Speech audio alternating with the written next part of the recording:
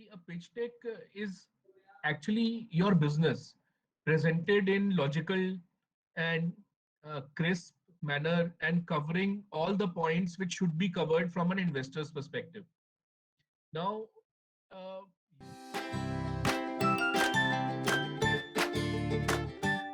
Good afternoon, all, and good evening, all the participants who are from the different countries. Before we start our session, let me give a brief introduction about our today's speaker. Mr. Tushar is a founder CEO of Consultancy Ventures and Saffron First. Mr. Tushar is an accomplished professional with experience spanning multiple sectors from venture capital, Big Four consulting, CFO of Guggenheim Partners owned company. He is an adept strategic planner with proven history in mergers and acquisition, private equity, and debt advisory. He has been mentoring startups and business. He has expertise of identifying new growth avenues, developing innovative strategies, financial and business advisory, fundraising, wealth management, and creating pitch decks for the different organization. His expert opinion is often sought by leading business news channels and the publications like CNN News 18, VCTV Business World, Business and Economy, Curious and Digital Market Asia. Lastly, he received an executive education from Harvard Business School, MBA in Finance from University of Delhi. thank you, Shivani, for giving the introduction. A pitch deck is a very important document because what happens is that there are investors who raise money from the market to deploy their money uh, in different startups. And once because there are a lot of startups which want funding from these investors, so these investors they get usually 20 to 40 pitch decks in a day, not pitch decks, but new startups in a day. And their attention span is very less because they are always bombarded with startups. So it's very important to have a good pitch deck. And a pitch deck is not necessarily a document which is too long. It has to be very crisp. It has to be very short, something like 15 slides. 15 slides is quite a lot.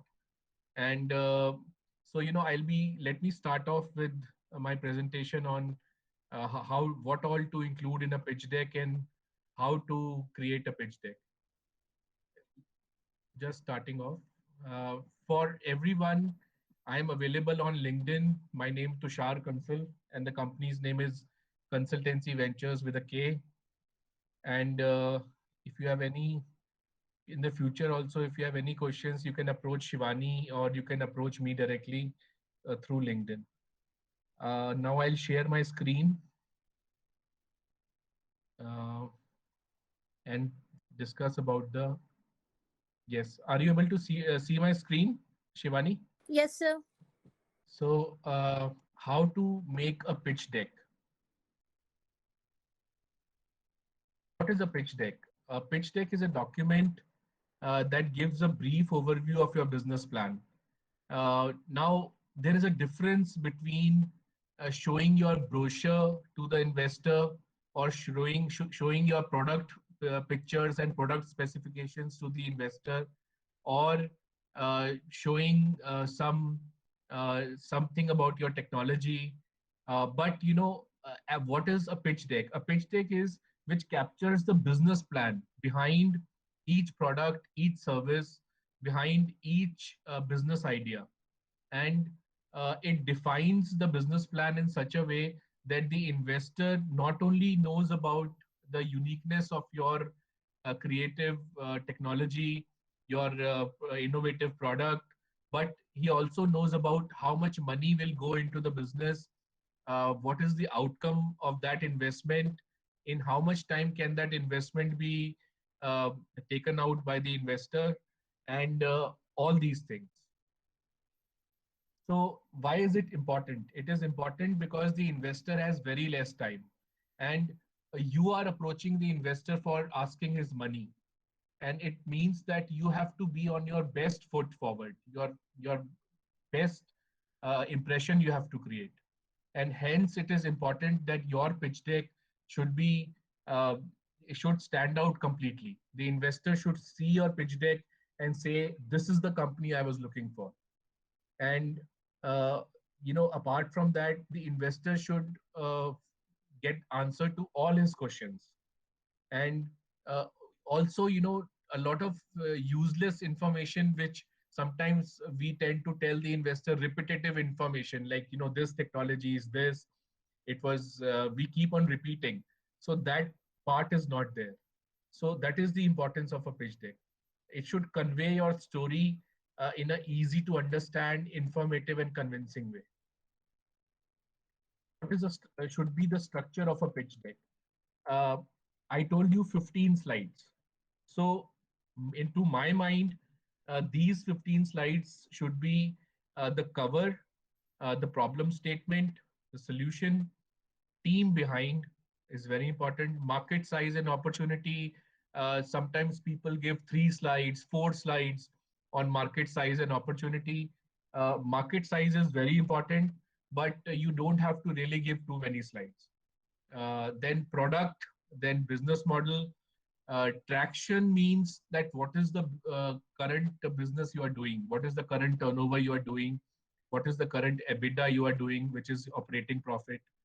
Then competitor analysis, uh, you know, uh, what are the competitors and how you are better. Competitive advantages means how you are better, but in a separate slide. Then financial projections, that today if somebody gives you $1 million, how will your turnover grow? How will your EBITDA grow? Your operating profit grow? And so usually financial projections for 5 years. Then the ask, how much funds you are asking for. Use of funds is very important. The investor wants to know how will his money be used, and future roadmap, uh, as in the next 5 years and beyond. And last, the contact details. So these are the 15 crisp, short way to present your business plan in the best possible manner. Now, first to start with the cover slide, which is your company name, tagline, logo. Then, secondly, company overview. This tells about your company in 3 to 5 sentences. So many people, they give their mission statement and vision statement, because investor always likes to believe that you are actually out there changing something fundamental in the market, creating something fundamentally new for the consumer. And hence your mission statement and vision statement, they should align with uh, what you are creating. Now, if to give you a very common example is Uber.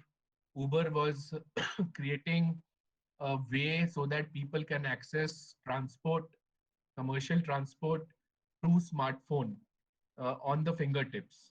So their vision statement and mission statement was very huge. It was changing the entire structure of commercial transportation throughout the world. And by using technology, by using the smartphone, and by bringing these services, taxi services, on your fingertips. So mission statement and vision statement, they matter a lot. So you should give them. And a lot of times the investor wants to know that how did you think about this business. So that's why it is important to tell that that you were sitting somewhere, you saw this problem happening, you kept on thinking about it, then you discussed it out, you researched about it, and then you came to the conclusion that you have to create this kind of business. Problem statement, to start with. Uh, Now, problem statement can be, it depends on sector to sector.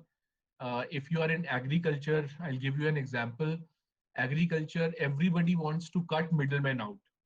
Everybody wants that organic, fresh farm produce should reach from the farm to the table of the consumer, and the middlemen should get cut out. There should not be too much of inorganic uh, produce, because nowadays the customer is very aware. They want organic products which are created without the use of chemicals, and also use of technology to bring transformation into the way uh, the agriculture sector is currently run. And so a problem statement will give the problem according to what you are solving. uh, Now, don't try to overstretch the problem statement slide. Don't try to give so many things which will you will do in the future. So if you give too many things you will do in the future, then it will become very confusing. So you have to state a specific set of problem and keep them short and straight, and don't be repetitive. Next, once you have given the problem, then you have to give the solution. And when you are giving the solution, then you have to give it in a very short way. uh, like uh, I'll give you an example. When Airbnb was starting up, then the problem they had identified was that there are a lot of residential properties which are available for your stay while you are traveling. But uh,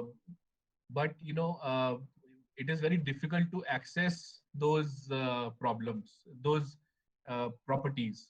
So Airbnb, while it was giving the solution, it said that we will provide easy access to residential properties, homestays throughout the world at cheap prices to the traveler by the use of a smartphone on the click of a button. So this is the statement, the solution which they offered while giving the problem. Next is very important, the team behind. Now, what happens is, suppose you are running a technology company, and you are yourself not a technology person. And when you are showcasing the team, then you have to uh, show the balance of technology, finance person, then product person, then design person if the product needs designing, and marketing person. So you don't necessarily have to include a lot of people straight away in the team, but the major ones should be very balanced. So you have to give the background of a particular team member, the photograph, what experience they bring to the table, and uh, and and all the team members which you are showing here, they should be complementary. So there should be a product guy, a marketing guy, a technology guy. So your team should be balanced, because many times what we have seen is that if you are creating a technology product but you don't have a tech co-founder, then many times the result is not good, because you are creating a focused company focused on technology, but at the same time the balance of technology founders is not there. So you have to address those kinds of problems beforehand. Now what you can do is, in case you don't want to have a technology more technology founders because of any reason, XYZ reason, you can take senior hires like CTOs, and give them ESOPs, employee stock option plans, and then bring them on board. So that is another way of having a balanced team. Team can be founder, non-founder, technology, non-technology, finance guy. So all those balance in the team can come. Then is the market size and opportunity. Now, what happens is if you look at market data, you will find the numbers as to what is the billion-dollar market, what is the global market, what is the local, like if you are from Philippines, then what is the local Philippine market? Suppose it's a coffee company, then you have to show that the global coffee market is this much. Within the coffee market, these are the three, four segments. Then within that, Southeast Asia is this much market, and Philippines is this much market. And once you are giving all those things, you have to don't forget to give the source of the data. You have to give a small uh, you have to give us, like, just see this slide. This is a sample of the market size slide. It says the digital education content market size has potential to grow from USD this much during these 5 years at a CAGR, compounded annual growth rate of 11.94%. And it gives a beautiful uh, map also of which country we are talking about. Here we are talking about India. But it also gives the source. You have to give the source of the data. From where did you take the market um figures? So the source is very important. You have to, here it is written source PwC, which is PricewaterhouseCoopers. You can also say PwC 2020 education report. So you have to qualify from where are you taking the data. A lot of this is a very big mistake. A lot of people give market data, but they don't give the source. That is a big mistake. And why market size data is important. I'll tell you, I was sitting with a very big fund who has office in Aerocity in India, in Delhi airport, and they have like $300 million under management. And while my client was discussing about the pharma SaaS opportunity, software as a service opportunity, in 1.5 hours, we took down all the notes, we took down all the figures. And when we calculated backward as to what is the market size data which is coming, like, the pharma guy said there are these many distributors, and each distributor handles this much business. So one can multiply and see then what is the total market size. And the fund guy, he did a reverse calculation after sitting there for 1.5 hours, and he calculated that the market size was less than $1 billion. And one of the investment thesis of the fund guy was that they have to invest only in companies with more than $5 billion total addressable market, TAM. And the deal was thrown out. So what I'm trying to say here is be very sure about your total addressable market, that what is the market size you are addressing. And that also plays a role in your funding. It plays a big role because the fund will say, why should I put money in a company which is in a market which is less than $5 billion? It means that my company can never go beyond 20% market share, which is $1 billion. And I would like my company to go $5 billion, $10 billion. So those kind of problems they come. So don't overemphasize on the market slides. Don't have three, four slides, just have one or two, but give the source and present your market size in the best possible manner. Now, business model. Business model, uh, people have very high notions about how to explain their business. They feel that a business has to be explained in 1 hour, 2 hours. Uh, but I differ. Uh, the easiest way in which you can explain your business in easiest language, in easiest terms, that is the best way to explain your business. So this slide, it has to show the business model. It has to show how does your product work in include some product pictures and videos. Uh, and I have seen some investors who told me that, Tushar, when we want to see the business model, we also love seeing the product.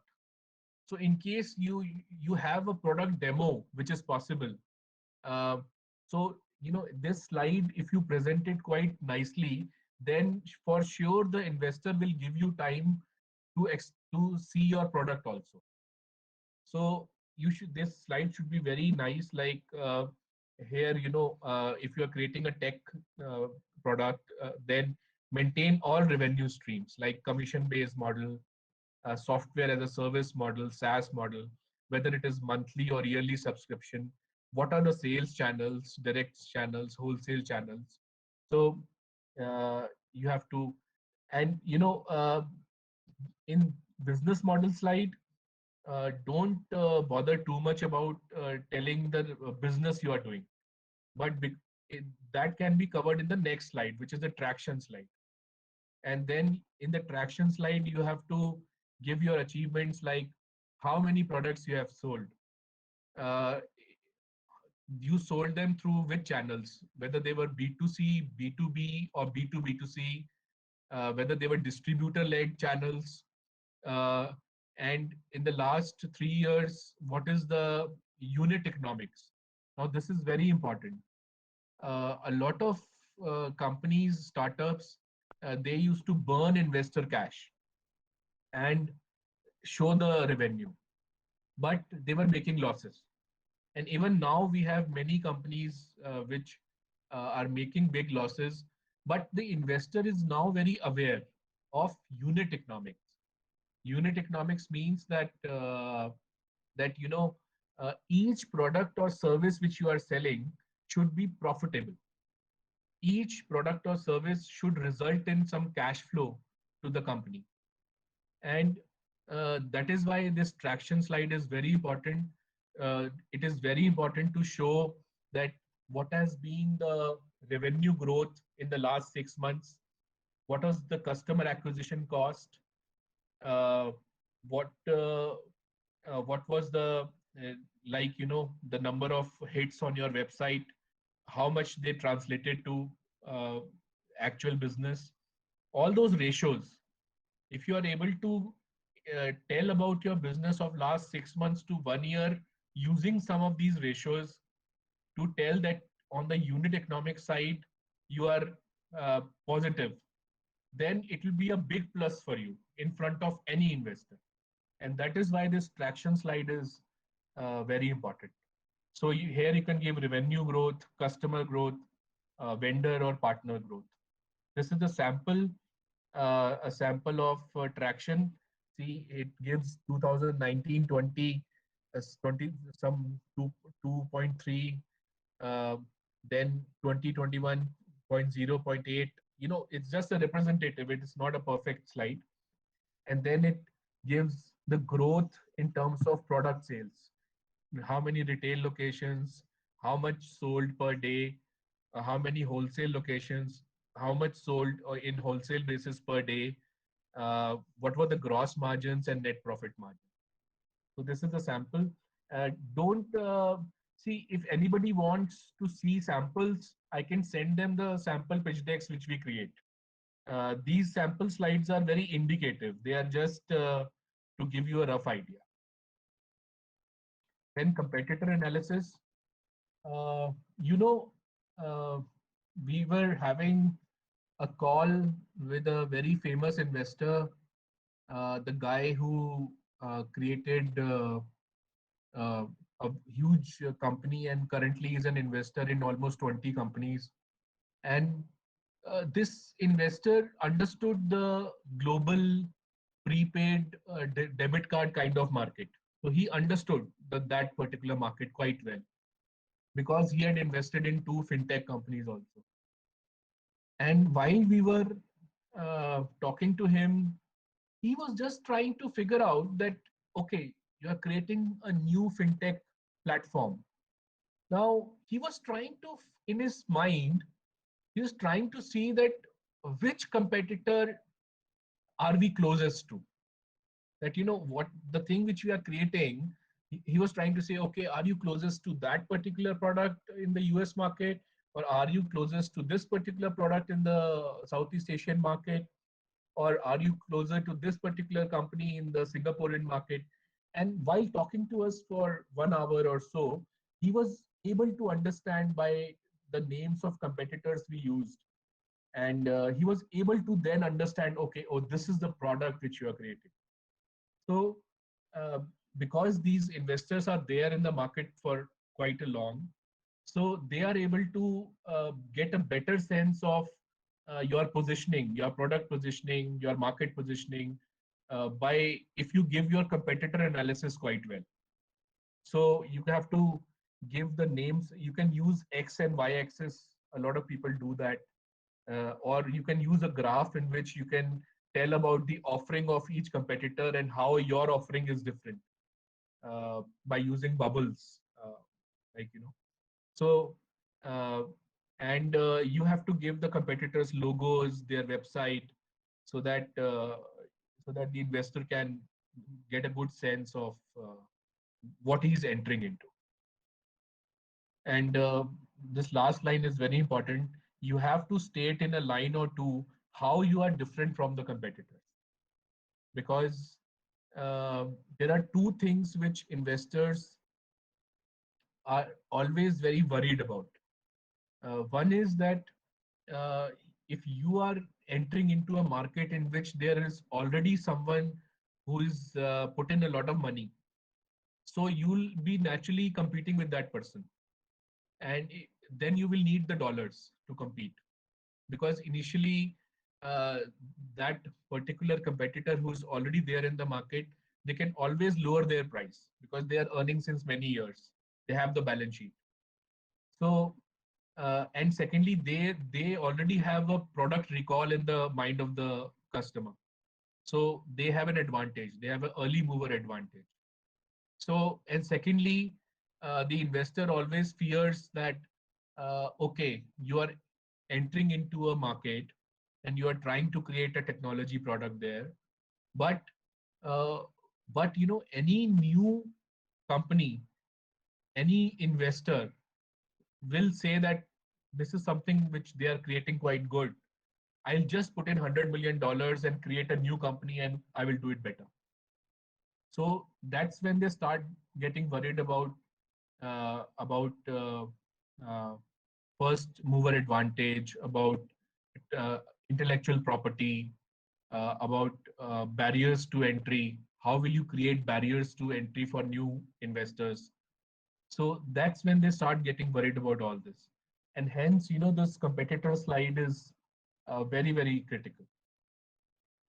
Then competitive advantages like uh, your unique selling proposition and the barriers to entry, which I just said. And here, apart from your competitive advantages, side by side, you can give a slide as to in the next 5 years, what will be your revenue, how many products you will sell, what will be your EBITDA, uh, earning before interest, depreciation, taxation, and amortization, which is called the operating profit. So that particular graph you can give, and along with the graph, you can give competitive advantages. Now, if anybody needs sample pitch decks, you can ping me on LinkedIn. I will send it to you after this event today. But I have not put in a lot of samples today because then it will go too long. I'm just trying to give here what are the important things to put in a pitch deck. Then this slide which comes is the ask, the amount you are expecting, and for how long that amount will be used for. I will give you a very good heads up. Uh, Usually, the investors are quite patient uh, with those who have European money, and even those who are pension funds, endowment funds. So those who have this kind of money, those VC funds are quite patient. They are patient for 5 years, 8 years. So when they see that, okay, uh, we like this company, and then they start thinking what is the amount this company is asking and whether it is justified or not, because then you have to think about valuation and valuing your company. We also do valuations, by the way.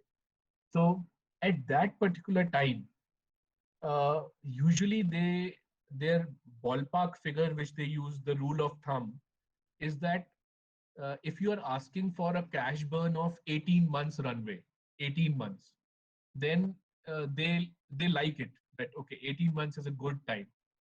Because if you are founders of the company and you continuously put your mind in fundraising, then how will you run your business? So instead of 12 months, if you ask for 12 to 18 months, then it is better.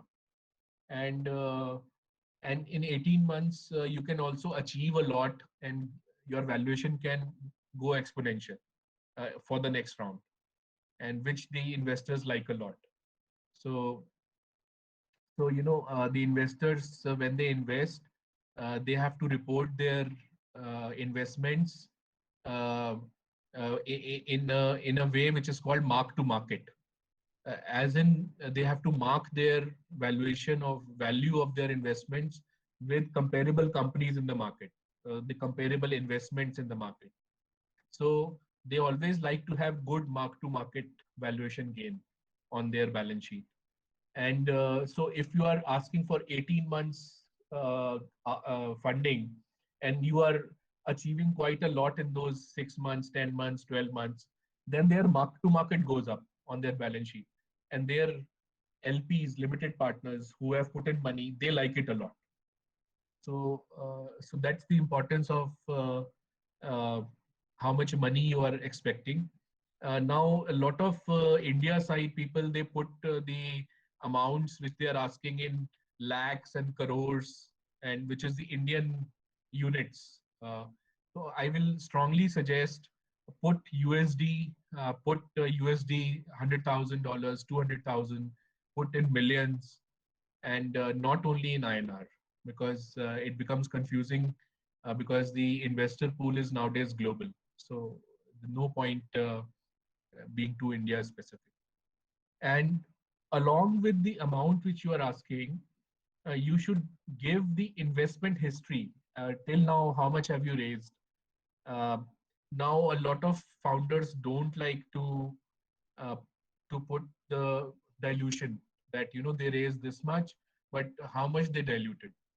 So fine, don't put it in the pitch deck. Uh, Keep it with you, because once the investor will talk to you, he will get interested in you. Then at certain point in time, you can have that discussion with him. That what have you diluted till now? This happened with me. There's a fintech company which has been funded $1.65 million by a Taiwanese investor.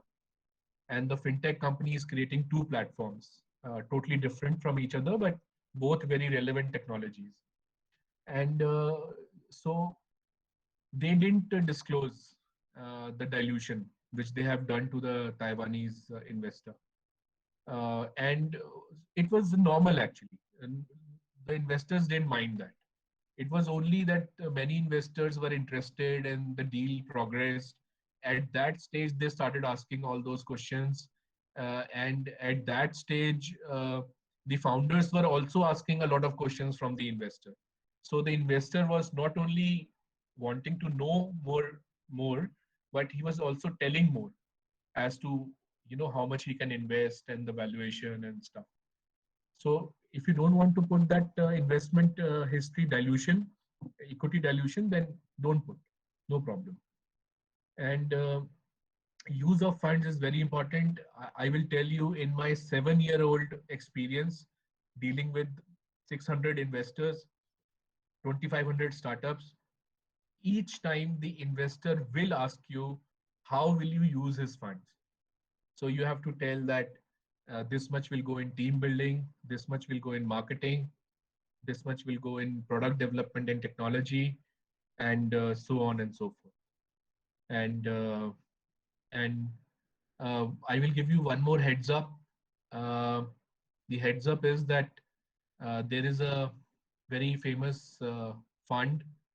We were having a call with a pharma retail tech company and the fund guy. And the fund guy became quite friendly because the deal was quite good, and the rapport just stuck, and it was very nice. So in that meeting, so the fund guy said that, listen, uh, the market which you are addressing is growing very fast, and uh, we want to ride this market, and along with so many other companies which are growing at 30%, 40%, we also want to grow 30, 40, 50%. So he said, he told the founder that you are asking for $3 million. So in $3 million, you have said that you will use 50% of $3 million for digital marketing. So he advised the founder that instead of 50%, you use 80%, because it's a fast growing market, and we want to see our money go in marketing, and in a way that it results in more market share, not only going down the drain, but for more market share. So next, future roadmap. Uh, you have already told the investor how much money you are asking for. You have already told him how will you spend this money. Now the investor wants to know, okay, man, you're asking for $1 million, you're asking for this, then what will be achieved with this money? And this is what a roadmap does. It reflects the uh, the goals which you will achieve once the funds are allocated. I tell you about 3, 4 companies which told the investor, after your fundraise, we will raise funds only once more, and then we don't require it. We have sufficient cash flows so that our needs will be met with our own internal cash flows. And the investor liked it a lot. So, so there are companies who have planned their product build up and product development uh, by managing their cash flows very well. So, you know, it it might not be that your company has planned like that, which is fine, which is fine. I mean, but what I'm just trying to tell you that in case you are planning for such scenarios where not a lot of funding will be required in the future, then there is less uncertainty in the mind of the investor. Because if you are operationally heavy company, you burn a lot of cash, then everything is also dependent on your fundraising ability, which means that the investor also has to keep on helping you out by trying to raise funds for you. So some investors, they don't like this, like Grofers, Big Basket, Zomato, Swiggy, Cred, uh, all these companies, they burn a lot of cash because they are hyper local and they are operationally heavy. They have people boots on the ground everywhere, small offices and everything. So a lot of investors don't like that because they just prefer uh, that so much cash burn should not be there. So these are just pointers for you. You might be creating something hyper local and totally revolutionary. I have nothing against it. In fact, I support all such creation of all such products and services. Next, sample roadmap. This is a sample slide. So, the platform and app launch. Here you can put months and year also. Then, so this is a EdTech sample, a teacher model introduction, content production begins. Uh, Step 5, user acquisition, 20,000 in 8 months. Step 3, expansion in Delhi and Mumbai, and then step 5, user acquisition. So this just an example. Last slide is contact details. Here you can put in the name of your investment banker, or you can put in the name of your contact go-to guy, your office address, email address, contact number, website link. My suggestion to you is, in case you are utilizing the services of a professional like an investment bank, iBank, like people like me, who play a role in your funding and pitch deck and valuation and stuff. Then there are a couple of benefits. Uh, what happens is when you are negotiating something with somebody, now what happens is there are a lot of things which you can't say directly to the other person because it might be a deal breaker. So like this company, okay, it's an edtech company. They were talking to a big investor. I was in between, and the investor said, okay, give me your valuation, give me how much funds you want to raise. And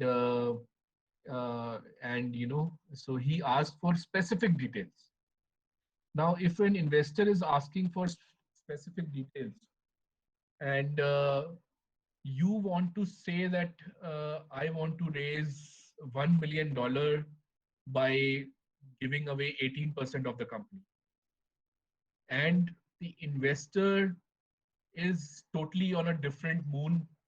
He's thinking uh, the revenue is about to start, so I should get 18, 20%, 24% of this company for $200,000. Because valuations, they are not easy uh, to generally uh, for valuation expectations to meet. It is generally not easy. So uh, what will happen is that once you tell him $1 million for 18%, there is a chance that the investor will run away. But if the investment banker or the professional or consultant or whatever is uh, is talking to the investor that, so they have done some calculations and happy to show you the calculations, so they are thinking in terms of this much, and then it becomes more like a discussion between the consultant and the investor, and it helps you out because it won't crash your deal. And so there are a lot of things which the middle person can say to each other, but directly saying is a problem. So that's why contact details here, you can, if you have a professional agency, you can put their name. Otherwise, you can put your own name. Thank you. Thank you. This is about the whole presentation, and happy to take questions from whichever uh, anyone who wants to ask any questions. Happy to take the questions. Hi Tushar, my name is Rajesh. Just Hi. want to check, while one rigorously goes through these, important so-called steps in terms of making a pitch and a deck and things like that. Now, minus a scenario of having hired a consultant, what is the surety or the hit ratio that one goes through in terms of acceptability? I didn't get you after you said acceptability. So I'm saying that in terms of acceptability of the project, while you've gone through, followed all the inch by inch in terms of actually, making a pitch. Okay. What is your experience been in terms of success of a funding or a non-success of a funding? So, see, a pitch deck, uh, is actually your business presented in logical and crisp manner and covering all the points which should be covered from an investor's perspective. Now, usually what the market says is that I'm sure you would have seen Kalari's businesses getting sold to Reliance, and a lot of them, Milk Basket and Urban Ladder. And so what I'm trying to tell you is that uh, there are 3 4 ways in which investor looks for exit, and uh, the best way is that follow on funding should happen in the company. What you are trying to ask me is that what is the hit ratio? Yeah. Am I right that you are Yes. asking the hit Yes. ratio? The hit ratio is not very good because there is a trend of investing early with even Kalari and Sequoia, and so the earlier you invest, the the more you are betting on the founder, and not on the numbers on on which we are working, like like revenue, like product market fit, like early traction, like proof of concept, and uh, so it says that 90 to 92% of the startups which go out to raise funding, they even if they raise funding, then many of them don't are not able to raise follow on funding. So the uh, so the ratio is actually very competitive. Okay, thanks. Thank you, Mr. Rajesh. Yeah, hi Hello, Tushar. sir. My name is Sanjay. Hi, Sanjay. Tushar, see, I am trying to do something in the informal sector when it comes to managing the pre-consumer textile waste. Pre-consumer Textile waste, textile waste. Okay. textile waste, right? Okay. So, since this sector is very unorganized and the potential is like anything, I'm Hmm. struggling to find out how do I articulate the size of the market, because end of the day I need to show the unit economy, which is also challenge. Hmm. But the There are initial I have to figure out the size of the market. See, there are two ways in which the market size is taken.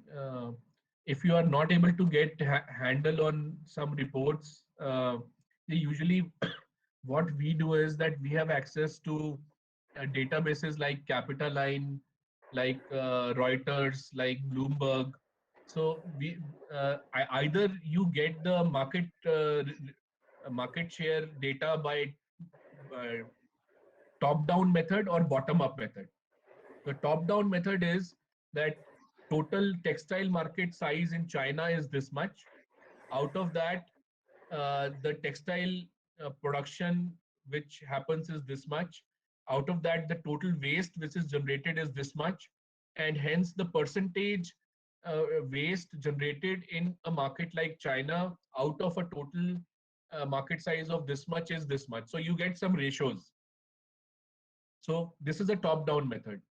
The bottom up method is there are 50 companies in China which are dealing into textiles. Out of that, 20 companies are dealing with the textile waste, and the total turnover of these companies is this much. So you will get some ratios that China GDP and their textile waste companies is usually this ratio. And India GDP, you already know. India, you have a lot of data, so you are able uh, uh, to get some calculations doing and then calculate it. In case you are not able to find data in public domain, then you can use this top-down method and bottom-up method, compare it with 3, 4 countries, and then create your own data. Okay, as an investor, would you be like convinced and comfortable if I tell you like total production of the textile waste, for example, 70 billion square meter of the fabric in 2020, and Mhm. in based on some reports, it's like 25% is the Let's do one thing, Sanjay ji. Let's take it offline because this is just very specific case. So others, yeah yeah uh, yeah so you are please feel free to approach me on LinkedIn. I will then exchange numbers and then we can talk about it. yeah. Thank you so much. Thank you. Hi, sir. Hi. And this is Dr. Saurabh. Yeah. Hi, Dr. Saurabh. Sir, how are you, sir? Sir, we are Um, working on social media applications. Okay. mm-hmm. We have certain ideas and we have taken help for the professional. Okay, who is working on developing a pitch deck and financial documents as well as market research. So I find a document, but the thing is that I haven't been happy the document. So can we connect with you? Yeah. Yeah. So Please connect with me. how I can Uh, connect with sir? And I uh, have some whether the social media application can we go for the funding or not, and it is scalable everything. So that is the things. uh, And we are a I startup with the just new sir, so we need some big good help support from your side, sir. You can reach out to me. I will just put my LinkedIn profile on the chat. Yes, sir. Then you can reach out with me on LinkedIn, And and please I'll give me put my your email ID also on. and you give me your contact number also, and how we can get a point, fix a point with you, sir, to can discuss this scenario with For you sure. personally. Sure. I will just put my email ID and LinkedIn profile. What do I have access to chat? Yeah. I'm just putting it on chat. Yeah. And please, if possible, we can how can you when we can connect you, sir? Just connect with me on LinkedIn. I will revert back and share numbers, and then we can talk directly. No Thank you. problem. My name is Hardik, sir. I have pitched my startup idea to you in the IIT BE Summit this year, and Yes. I've also pinged you on LinkedIn. Yes. So you have shared your email ID, and I have sent my pitch deck to you to your email ID. So please check it once. I will check it. There was my whole family had got COVID, and I just recovered. The whole family just recovered. It took for 1 month. I was out of action, but almost since 10-15 days, we are all fine. So I'm sorry if some delay happened. I will definitely check it and come back to you. Thank you so much, sir. Hi, sir. Kunal this side. Hi, Kunal. Yeah. Just have a small question. We are a startup. We have started. We have done bootstrapping until now, Mhm. and it's been around 2.5 years. Okay. And currently have a runway of roughly 4 to 5 months. And actually, I've been thinking about raising funds. Since Okay. now, I'm just a new startup and I have no traction basically. Okay. So without What is the traction, kind how of do I? company? What is the kind of Yeah, company you are wanting to yeah. create? I'm into edtech sector, and I have AI IoT based embedded systems, and basically a SaaS subscription model. I'm Okay. planning on using.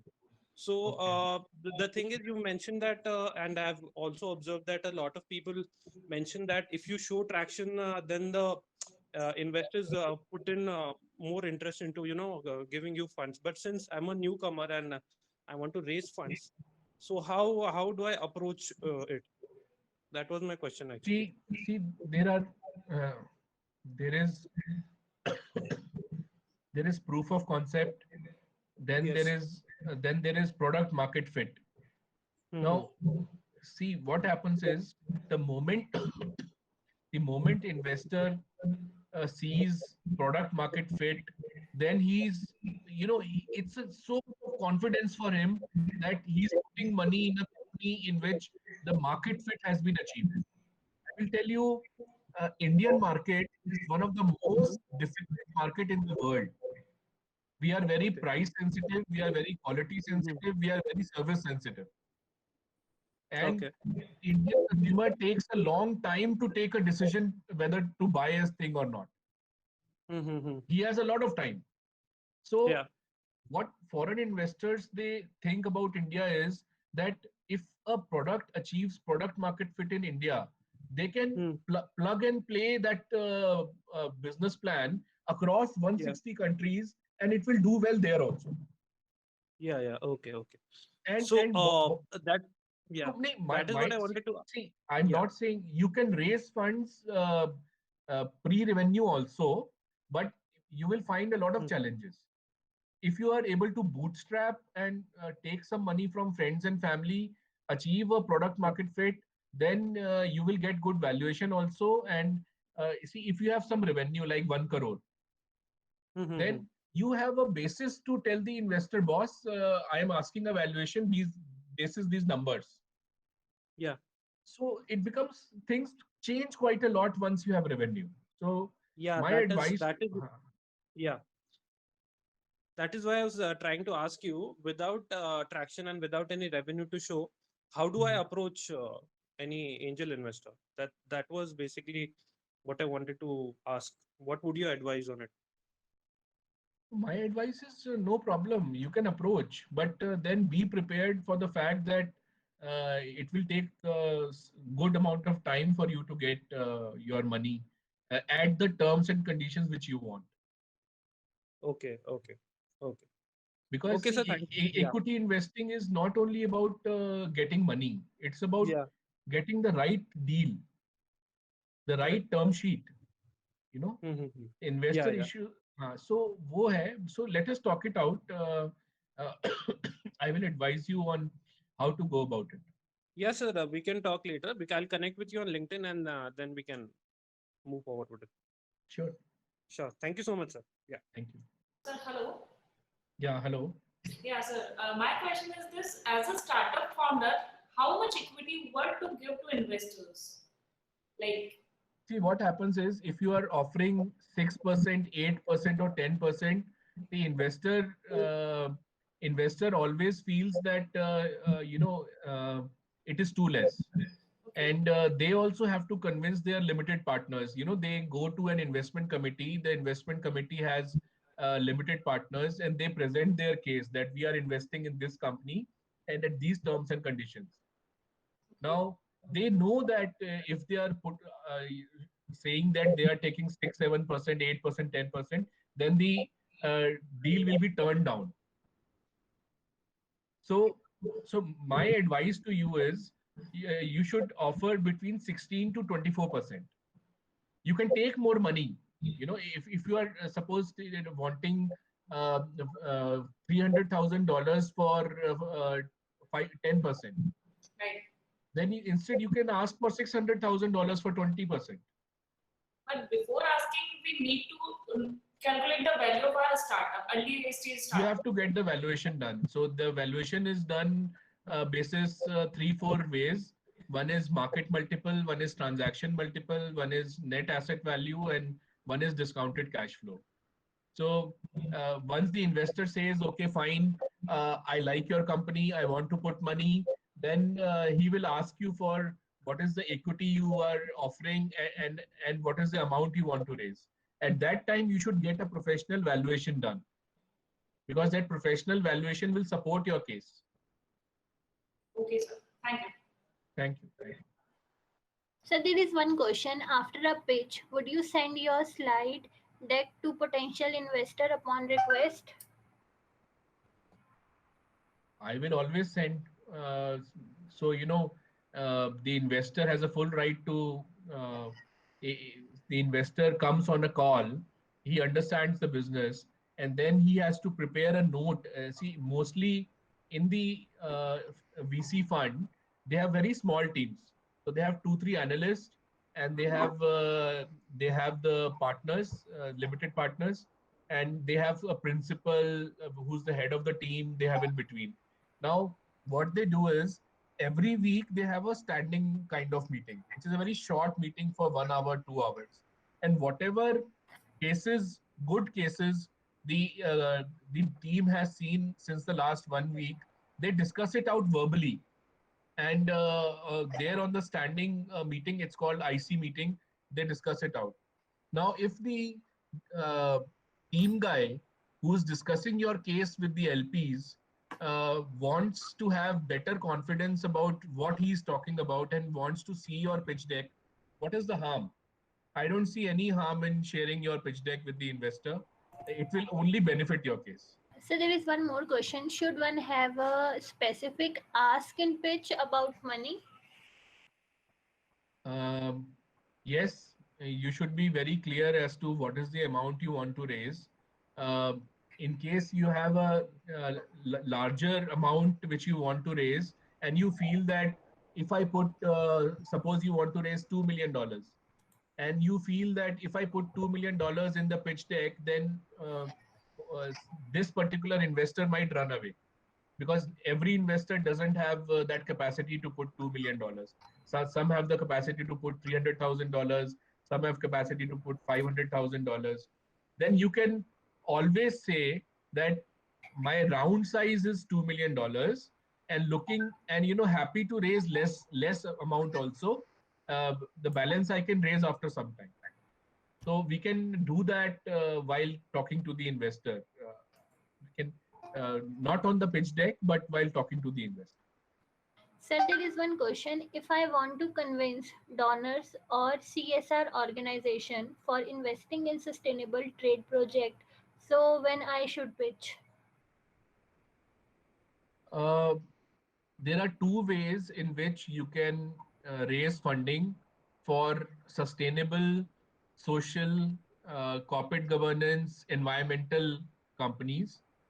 One is the CSR funds, which is like 2% of the profits of every company. The company has to give in CSR, corporate social responsibility. So, if you know the CEO, CFO of good companies who have big balance sheets, then you can get access to your CSR fund and you can use this money for social projects. The second way is that there are ESG factors which environmental, social, and corporate governance. Now, these factors are playing a big role in attracting money, and a lot of funds who cater to, excuse me, these factors, they are called impact funds, and these impact funds are now having lot of money.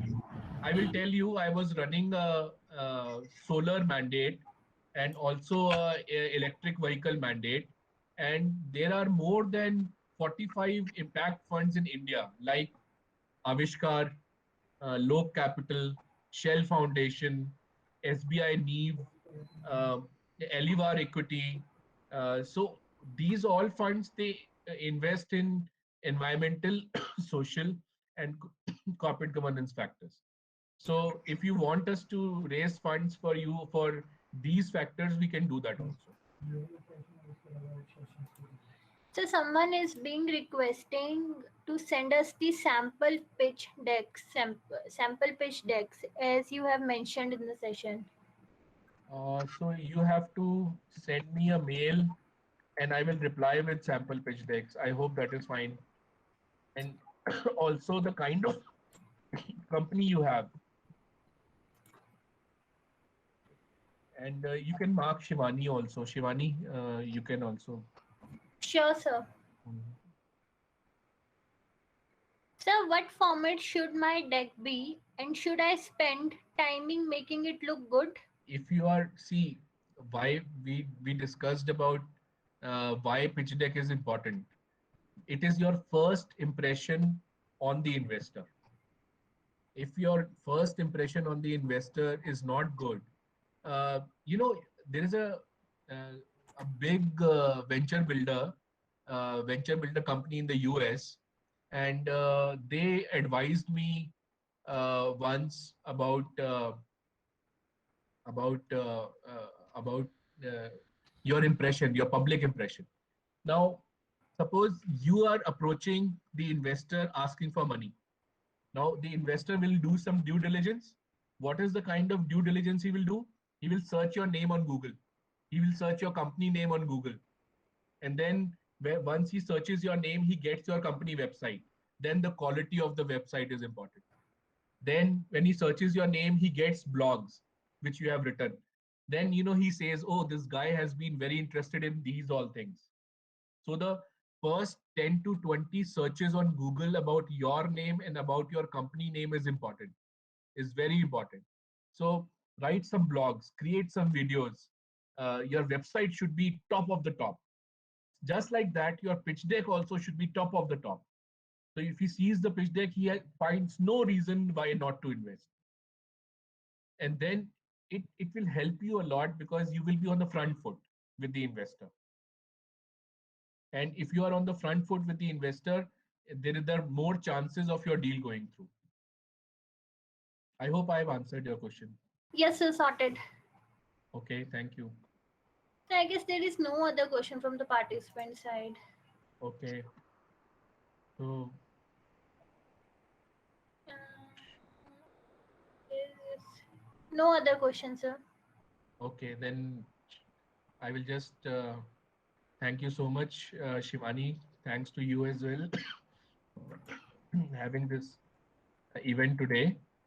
And I'm always available, even if you want to somebody wants to discuss their problems on corporate side about business issues. I'm always available. I have just shared my LinkedIn and my email ID, and please feel free to reach out, and happy to happy. Thank you so much, Shivani, and thank you everyone for sparing your time and coming today. I hope I was able to answer your questions well. Yes. Thank you, Kunal. Thank you, Jovi. Thanks, DJ. Thank you, everyone. Nitesh, Thank you so much. thanks. Thank you. I'll just log off then, Shivani. Sure, sir. Yeah, thanks. Dear participants, you can subscribe our YouTube channel for the recorded session.